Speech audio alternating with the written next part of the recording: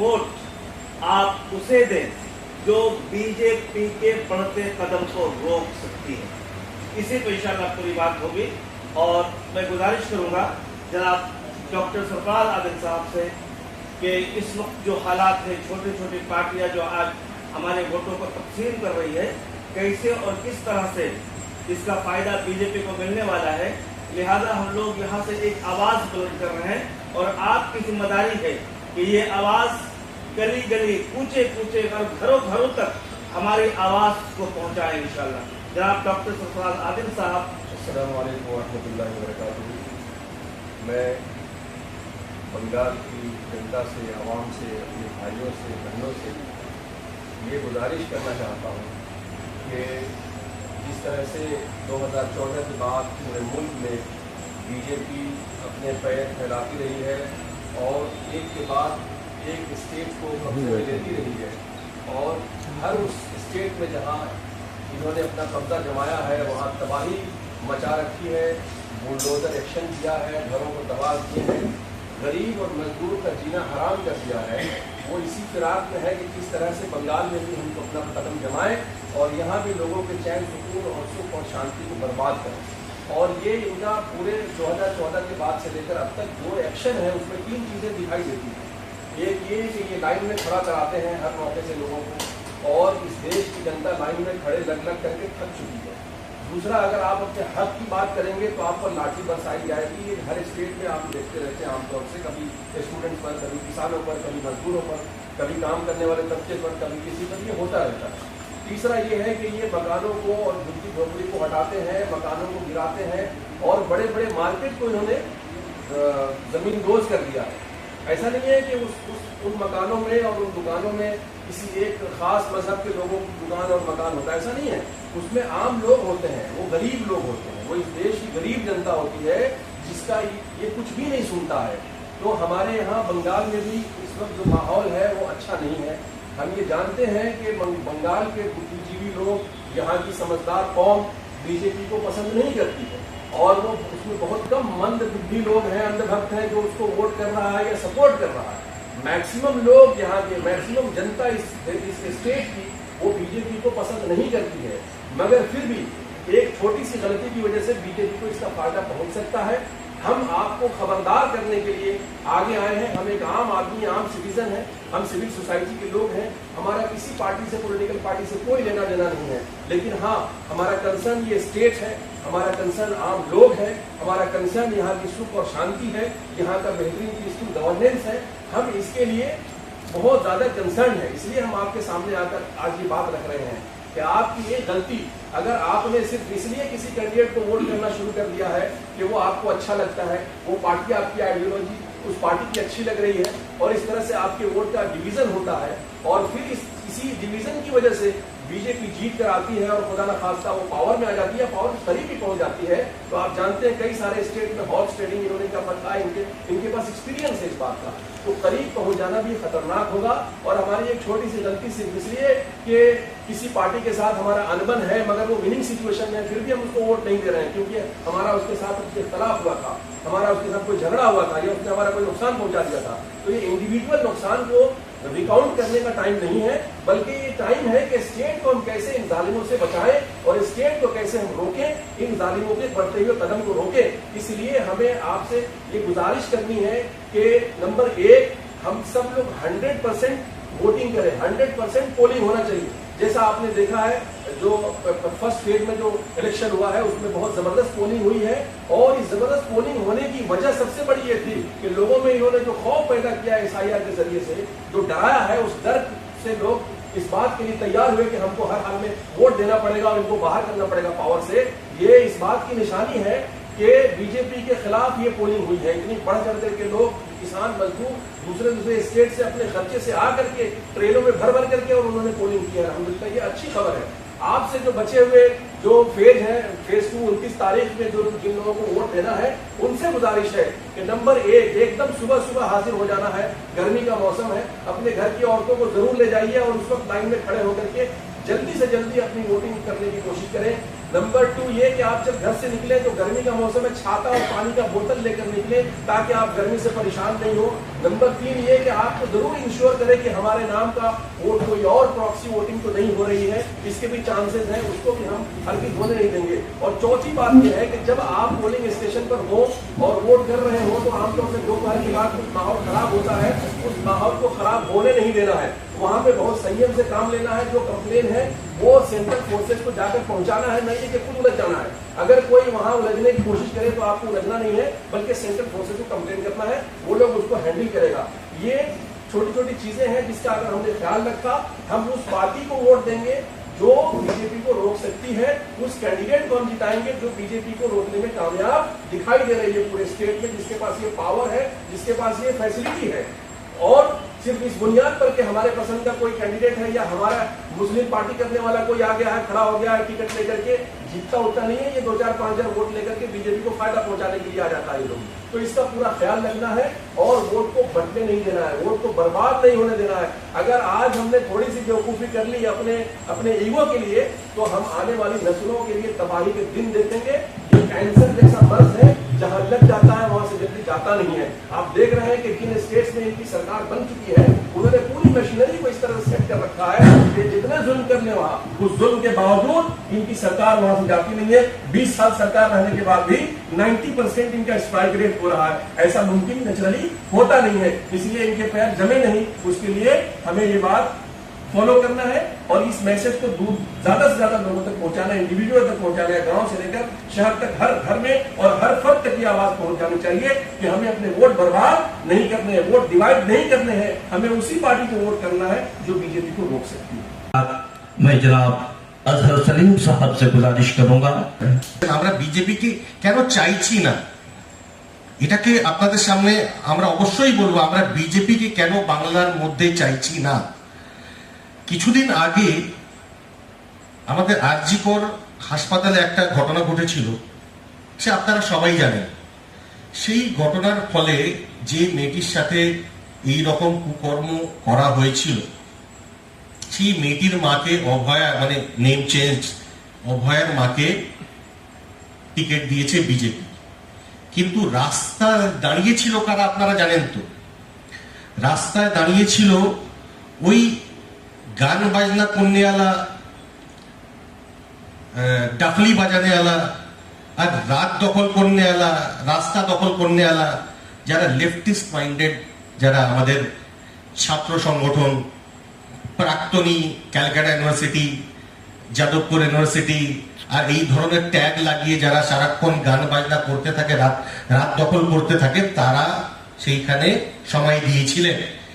কিন্তু অভয়ের মা সিপিএম পার্টি থেকে টিকিট নেননি, বিজেপির থেকে টিকিট নিয়েছেন। টিকিট নেবার পরে উনি একটা কমেন্ট করেছেন আমাদের মাননীয় মুখ্যমন্ত্রীর, মানে খুবই আমি ঘৃণার চোখে এই কমেন্টটা দেখি। উনি বললেন একটা সিটিং চিফ মিনিস্টারের জন্য যে আমি তার চুলের মুঠি ধরে নর্দমায় ফেলে মারব। আপনারা বলুন, এই ধরনের কমেন্ট কি ঠিক? বাংলা এই ধরনের কমেন্ট কোনোদিন সহ্য করবে না। বাংলার মহিলারা, বাংলার মা বোনেরা, বাংলার লোকেরা একটি সিটিং চিফ, সে যেই দলের হোক না কেন, আপনাদের আগেই বলে দিয়েছেন আমরা কোনো দলের ঝান্ডা হাতে তুলে ঘুরে বেড়াই না। আমরা সিভিল সোসাইটির লোক, আমরা নিঃস্বার্থে মানুষের জন্য কাজ করি। আপনারা জানেন ছোটনদাকে, আপনারা জানেন মনজর জাবিন সাহেবকে, ডাক্তার সাহেবকে, সারাক্ষণ খেদমতে খাল যাকে বলে, মানুষের জন্য কাজ করে বেড়ান। কিন্তু বাংলার মধ্যে এই ধরনের কথাবার্তা, অশোভনীয় কথাবার্তা কোনোদিন বাংলার মানুষ সহ্য করবে না। হঠাৎ করে একটি পার্টিকে টিকিট দিল, তারপরে এই ধরনের কমেন্ট। আমরা আরেকটি গল্প, মানে আরেকটি কথা আমি বলতে চাই আপনাদের। আমার একজন খুবই কাছের লোক, সে সৌদি আরবে কাজ করে। সৌদি আরবে আপনারা জানেন যে বাংলার অনেক মানুষ কাজ করে, ছেলেরা কাজ করে, সোনার হীরের কারিগর যারা, তারা কাজ করে। সে আমার যে পরিচিত একজন ভদ্রলোক, তিনি শুধু ভোট দেওয়ার জন্য সৌদি আরব থেকে 90,000 টাকার টিকিট কাটিয়ে ওয়ান ওয়ে ফেয়ার এইখানে বাংলায় এসেছে শুধু ভোট দেওয়ার জন্য। তো তাহলে আপনারা চিন্তা করুন, এই এসআইআর এর মাধ্যমে কত মানুষের মধ্যে ভয় ঢোকানো হয়েছে, কত মানুষের যে নাম, এই যে টেকনিক্যাল জিনিসগুলো আপনার সামনে ছোটনদা রাখবেন, যে কত লোকের নাম বাদ দিয়ে এই বাংলাকে জয় করার চেষ্টা করা হয়েছে, বাংলা দখল করার চেষ্টা করা হচ্ছে। যে আপনারা জানেন যে 3 থেকে 4 লক্ষ আধা সেনাবাহিনী এইখানে আনা হয়েছে। এটা কি কাশ্মীর? এটা কি মণিপুর? এটা কি নর্থ ইস্টার্ন স্টেট যেখানে ইনসার্জেন্সি চলছে? তাহলে বাংলাকে দখল করার জন্য এত মরিয়া কেন বিজেপি? যে হেলদি ডেমোক্রেসি কাকে বলে? হেলদি ডেমোক্রেসিতে অপোজিশন থাকবে, অপোজিশন আওয়াজ তুলবে। বিজেপি শুধু ওয়ান পার্টি সিস্টেম এই ভারতবর্ষে করতে চাইছে। তাহলে ডেমোক্রেসি থাকলো কোথায়? একটা ছোট্ট স্টেট, ওদের দখলে কতগুলো স্টেট ভারতের, এই বাংলাকে দখল করার জন্য এত উঠে পড়ে লাগার কি দরকার বিজেপিকে? যে 5-6টা স্টেটের চিফ মিনিস্টারকে এখানে আনা হয়েছে, প্রাইম মিনিস্টার যিনি 3 বছর থেকে মণিপুর যাননি, এখনো মণিপুর জ্বলছে, কিন্তু বাংলায় ঘন ঘন উনি আসছেন। হোম মিনিস্টার, যার মণিপুরের যে দাঙ্গা এখন লাগানো হয়েছে, আবার যে মণিপুর যে ভায়োলেন্স হিট, আবার ওইখানে আবার মণিপুর গরম হয়ে গেছে, আবার মণিপুরে রোজ অ্যাজিটেশন হচ্ছে। হোম মিনিস্টারের তো ওইখানে থাকার কথা, কিন্তু হোম মিনিস্টার বললেন যে আমি 15 দিন ধরে এইখানে থাকবো। কি করবেন? উনি ইলেকশনের কাজ করবেন। তার মানে হোম মিনিস্টার দেশের হোম মিনিস্টার না, হোম মিনিস্টার হচ্ছে বিজেপির হোম মিনিস্টার, মানে বিজেপির ইলেকশন মিনিস্টার। এই ধরনের আমাদের যারা বিজেপি লোকেরা বা বিজেপির যারা করেন, তারা যেভাবে বাংলা দখল করার জন্য এই যে নেমে পড়েছেন, আমরা বাংলার মানুষ যারা শান্ত পরিবেশে থাকতে চাই, অভ্যস্ত, তারা কোনোদিন এই ধরনের উগ্র স্বভাবের লোকদের এখানে ঠাঁই হতে দেবে না। গুজরাটের থেকে বাংলাকে মানে চালানো যাবে না বা চালানো দিতে দেব না। আমরা দিল্লি থেকে বাংলাকে চালাতে দেব না। আমরা আমাদের স্টেট, আমাদের একটা ফেডারেলিজম আছে, আমাদের ফেডারেল স্ট্রাকচার তৈরি করা হয়েছে। প্রত্যেকটা স্টেটের কাছে একটা আলাদা পাওয়ার আছে।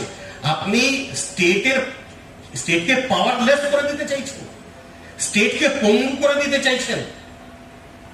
এই জন্য আমরা বিজেপিকে ভোট দিতে দেব না। ইউপিতে ক্রাইমের যে পার্সেন্টেজ আছে, রাজস্থানে ক্রাইমের যে পার্সেন্টেজ আছে, মহারাষ্ট্রে, মধ্যপ্রদেশে যে পার্সেন্টেজ আছে ক্রাইম এগেন্স্ট উইমেন,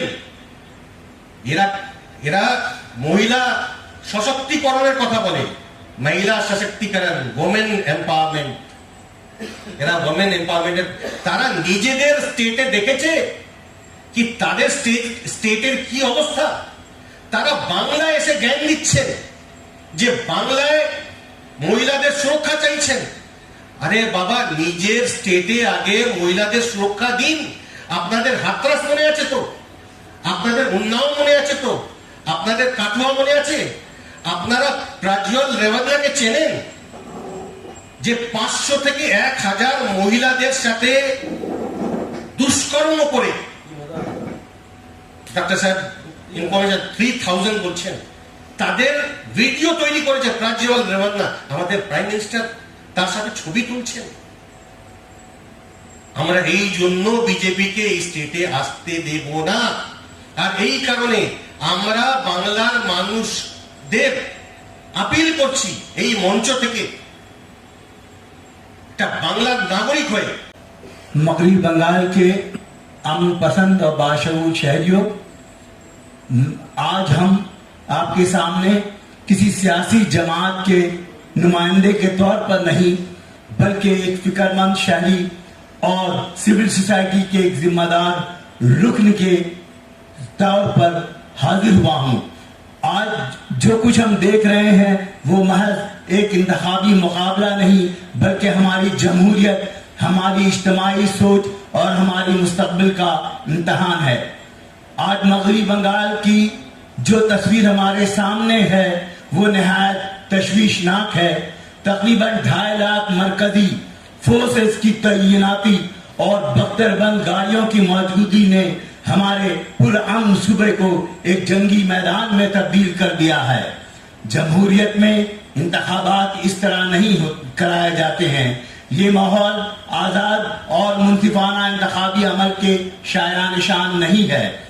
मैं बंगाल के अवाम से चंद अहम अपीलें करना चाहता हूँ। सबसे पहले तमाम जमहूरियत पसंद शहरियों से गुजारिश है कि बीजेपी के हक में वोट न दे। ये कोई मामूली सियासी फैसला नहीं है, बल्कि हमारे रियासत के हम-आहंगी और कसरत में वहदत के मिजाज के तहफ़्फ़ुज़ का सवाल है।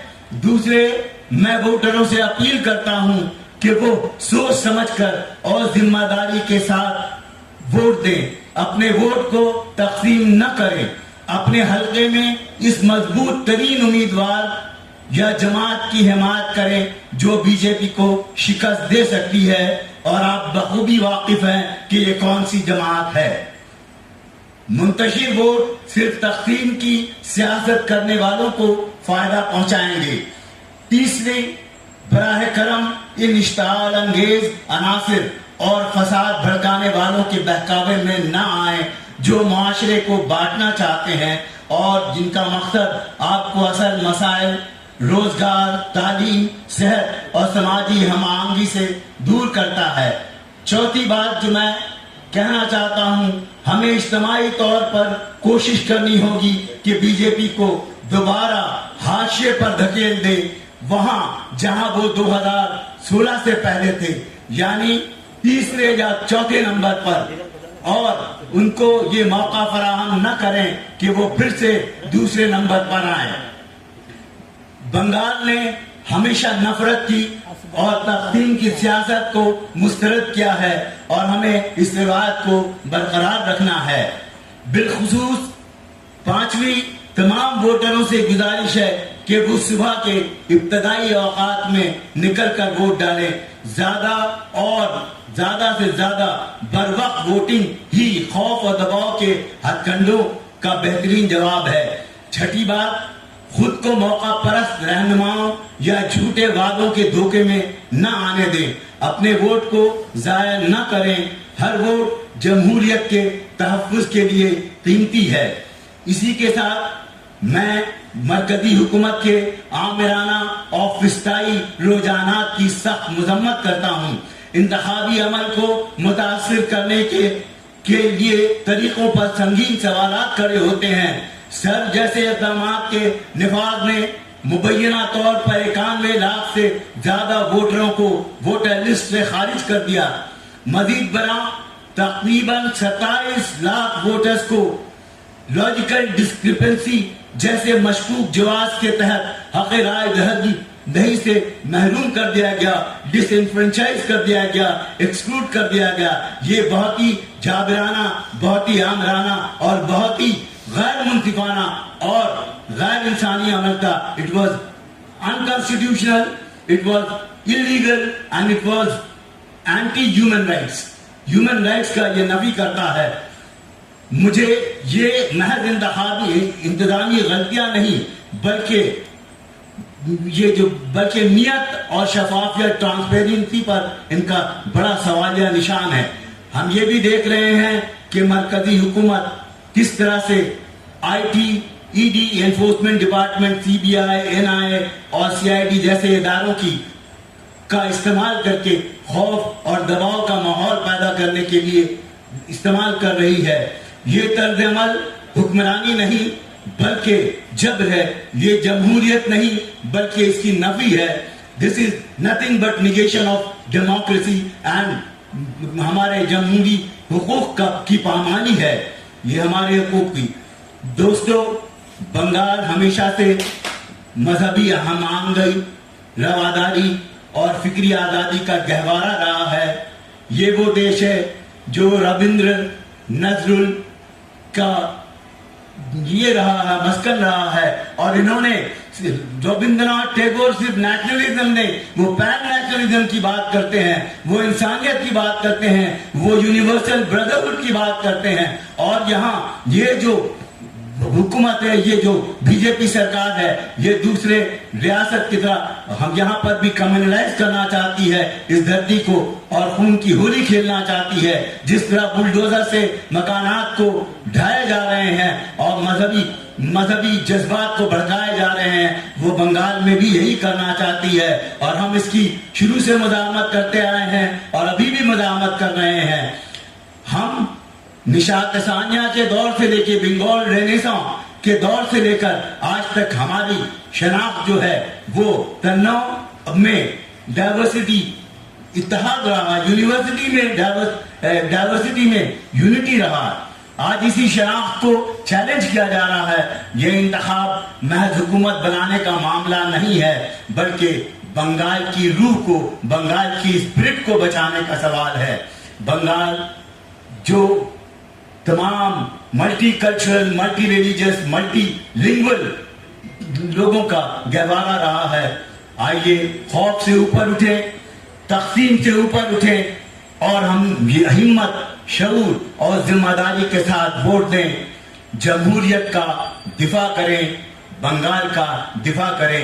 हिंदू हो, मुसलमान हो, सिख हो, क्रिश्चियन हो, ईसाई हो या जिस पार्टी से उनका ताल्लुक हो, इस वक्त हम लोगों का सिर्फ एक मकसद है कि मुत्तहिद होकर एक साथ बीजेपी को रोकने के लिए जो सबसे बड़ी पार्टी है इस बंगाल में, उसको सपोर्ट करें। उसके बाद मैं बिला ताखीर आपको एक बात और बता दें, आपको मालूम होना चाहिए कि बंगाल में ऐसे लोग बंगाल में हुकूमत करने के ख्वाब देख रहे हैं, न बंगाल का कल्चर का इल्म है, न बंगाल की संस्कृति जानते हैं और न ही बंगाल का इतिहास जानते हैं। अभी हालिया दिनों में आपने देखा होगा कि हमारे प्रधानमंत्री साहब एक जगह कहते हैं कि तुम मुझे खून दो, मैं तुम्हें आजादी दूंगा। योगी जी ने, अच्छा, तुम मुझे खून दो, मैं तुम्हें आजादी दूंगा। और ये ऐसे लोग हैं, ये स्लोगन सुभाष चंद्र बोस का था, लेकिन उनको ये भी इल्म नहीं है कि किसने कहा। उन्होंने जो है स्वामी विवेकानंद के माथे कर दिया। लिहाजा वक्त को जाय न करते हुए मैं जनाब छोटन दास से गुजारिश करूंगा कि एबारे आपनी बोलুন। প্রথমেই ধন্যবাদ জানাবো যারা সাংবাদিক বন্ধুরা এসেছেন।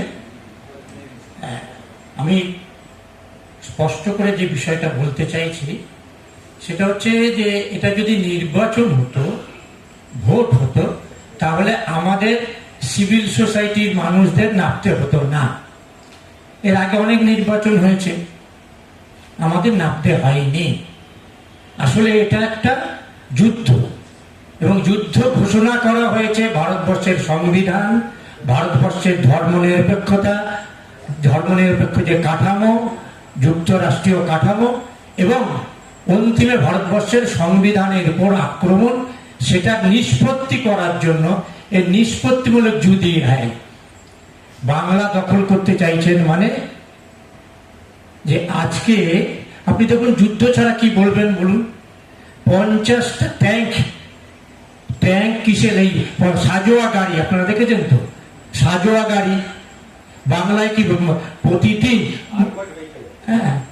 50টা সাজোয়া গাড়ি কাশ্মীর থেকে, যে সাজোয়া গাড়ি আপনার বিদেশের সঙ্গে, যাদের কোট আনকোট শত্রু দেশ বলে, তার সঙ্গে যুদ্ধের সময় ব্যবহার করা হয়।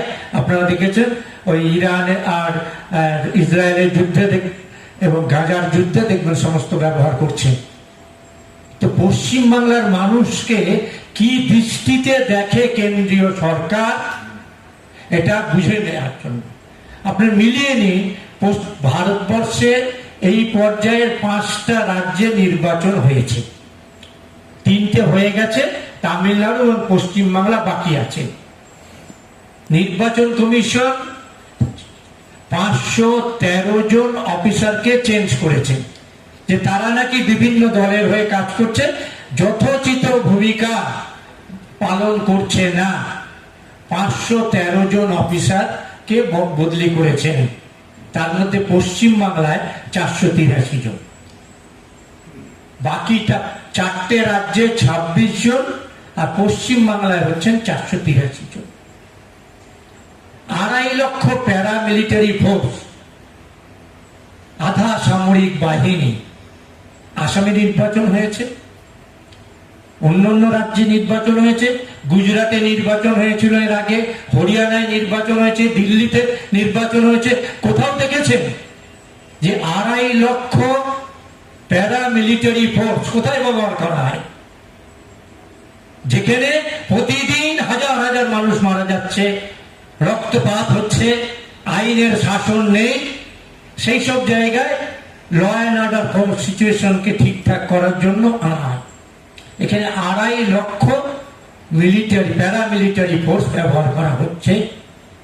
ফলে আমি বলবো এটা বিজেপি তৃণমূলের নির্বাচনী যুদ্ধ নয়, এটা হচ্ছে ভারতবর্ষ বাঁচানো, গণতন্ত্র বাঁচানো। সেই কারণে আমাদের মতো এই অধম মানুষদের, যাদের লোকে চেনে না জানে না, হ্যাঁ, সেই সিভিল সোসাইটির মানুষদের আজ প্রায় 1.5 মাস ধরে রাস্তায় আমরা এই প্রবল রোদে প্রতিদিন আমাদের রাস্তায় ঘুরতে হচ্ছে। কারণ হচ্ছে যে গণতন্ত্রটাকে বাঁচাতে হবে, ধর্মনিরপেক্ষতাকে বাঁচাতে হবে। আর আপনি দেখবেন যে এই নির্বাচন কমিশন কিভাবে সংবিধান লঙ্ঘন করছে। আমাদের নির্বাচন কমিশন কথায় কথায় বলছেন না, আর্টিকেল 325, 325, আর্টিকেল 325, 326, 327 এইগুলো বলছেন তো। দেখুন কিভাবে নির্বাচন কমিশন এবং সমগ্র কেন্দ্রীয় সরকার কিভাবে ভারতবর্ষের সংবিধানকে লঙ্ঘন করছে। লাইনটা হচ্ছে, no person to be ineligible for inclusion in or to claim to be included in a special electoral roll on grounds of religion. কোন মানুষকে তার ধর্মের কারণে, তার জাতের কারণে, তার সেক্সের কারণে, লিঙ্গের কারণে নাম তোলা থেকে বাদ দেয়া যাবে না। আর্টিকেল সংবিধানের 325 নম্বর অনুচ্ছেদে পরিষ্কার বলা আছে। এই সাভার ইনস্টিটিউট তারা দেখিয়েছেন এই যত নাম বাদ গেছে তার মধ্যে 61 লক্ষ হচ্ছে মহিলা। ওটা ভাবুন, সংবিধান বলছেন সেক্স অনুযায়ী কাউকে বাদ দেওয়া যাবে না। এরা প্রচন্ড নারী বিদ্বেষী দেখেই 61 লক্ষ, 1,24,00,000 মধ্যে 61 লাখ মহিলাদের নাম বাদ দিয়ে দিয়েছে। এবং দেখবেন নামবাদের যে তালিকা, তাতে মুসলিম প্রধান 5টা জেলা, যত নাম বাদ গেছে তার 50%-এর উপরে, 50% উপরে। আমি মানবাধিকার কর্মী, নির্বাচনে দাঁড়াই না, দাঁড়াবো না। ফলে মুসলিমদের আমি ভোটার হিসেবে দেখি না, নাগরিক হিসেবে দেখি। মুসলমানদের পক্ষে কথা বললে ভোটে দাঁড়িয়ে বিশেষ সুবিধা পাওয়া যাবে, এইরকম কোনো সুযোগ নেই। মানজার সাহেব উর্দুতে বলছিলেন, আর এই উর্দু ভাষাকে বিদেশি ভাষা বলছেন, আর উনি বলছেন আপকি বার মোদী সরকার। সরকার কথাটাও তো উর্দু, সরকার কথাটাও উর্দু। জানেন না মূর্খের দল। সুকান্ত মজুমদার কথাটাও উর্দু কথা, মিলিয়ে নেবেন। একটা মূর্খের দল, দানবের দল। সমস্ত রাজনৈতিক দলের গণ আন্দোলনের ইতিহাস আছে, কমিউনিস্টদের গণ আন্দোলনের ইতিহাস আছে, কংগ্রেসের গণ আন্দোলনের ইতিহাস আছে, আর এই দলটার বেঈমানি করার ইতিহাস আর নারী নির্যাতনের ইতিহাস। मेरा एक सवाल है मंजर जमीर साहब से। अभी आपने कहा कि हमारा ये काम नहीं है इलेक्शन में जाकर कैंपेनिंग करना, तो चूंकि आपका प्रेस कॉन्फ्रेंस करने का मकसद है बंगाल बचाना, यहाँ किसी ऐसी ताकत को नहीं लाना जो कि मजहबी मुनाफरत फैलाती हो, लोगों को तकसीम करती हो, ठीक है, तो आप प्रेस कॉन्फ्रेंस के अलावा और कुछ क्यों नहीं करते? आपको तो जाना फर्ज है, चूंकि बंगाल बचाने का मामला है, यहाँ की तहजीब और सकाफत को बचाने का मामला, तो ये तो लाजमी है कि इससे हटकर भी कुछ किया जाए। हम लोग कल्चरल बहुत कुछ हुआ, 3 महीने से हमने बता, हम लोग का कल्चरल एक्टिविटीज होता ही रहता है, ये भी है। ये तो हम लोग आपस में हम लोग मिलते रहते हैं, यही कम नहीं है, वो दीवार गिरती रहती है, ऐसी बात नहीं। सवाल ये है कि बीजेपी को वोट ना दे, इसके लिए हम बोलने के लिए नहीं आए। बीजेपी को वोट वैसे भी कोई नहीं देता है। उसके मेरी बात सुन लीजिए, लेट मी फिनिश। उसके पास एक केडर है जो मंदबुद्धि अंधभक्त कहलाता है। ये थोड़े से लोग हैं, बहुत ज्यादा नहीं है। उसके बाद जो कुछ भी है वो इलेक्शन कमीशन की मेहरबानी होती है। सुनिए, आवाम वोट नहीं करती है, लेकिन उसी थोड़े सी आबादी का उसको फायदा होता है वोट के बटने से। बीजेपी पूरी तैयारी करती है वोट बटे कैसे। वो 20 कैंडिडेट, डमी कैंडिडेट खड़ा कर देते हैं हर सीट के ऊपर। तो इस बार तो उन्होंने बहुत जबरदस्त काम किया था। सिर्फ डमी कैंडिडेट ही नहीं, पूरी एक डमी पार्टी बनाकर खड़ी कर दिया था, और वो एक्सपोज हो गया, अलग बात है, लेकिन कोशिश तो पूरी की है। 1000 करोड़ का इंतजाम भी कर दिया। तो विपक्ष की बात नहीं है। अरे विपक्ष में कोई आ जाए, उससे हमको कोई लेना देना नहीं है। हमारा जो मकसद है वो ये है कि वोट डिवीजन की वजह से कोई फायदा ना उठा ले। Civil society of West Bengal की तरफ से ये प्रेस कॉन्फ्रेंस हो रही है, give no benefit to BJP. तो क्या आप लोग सिर्फ डिपेंडेबल है इसी प्रेस कॉन्फ्रेंस पे, या जो 29 तारीख को आने वाला इलेक्शन होगा तो उसमें तमाम एरिया में, तमाम बंगाल के रूरल एरिया में एंड अर्बन एरिया में जाएंगे इस बात को फैलाने के लिए, स्प्रेड आउट करने के लिए? हम लोग सिविल सोसाइटी एसआर को लेके पिछले कई महीनों से ये काम कर रही है और लोगों में ये अवेयरनेस लाने की कोशिश करती रही है। तो अभी जाने का ये जो अभी मुकाबला है, सियासी पार्टियों का मुकाबला है, वो लोग अपना मुकाबला करते रहे। Civil society is the watchdog of civilisation.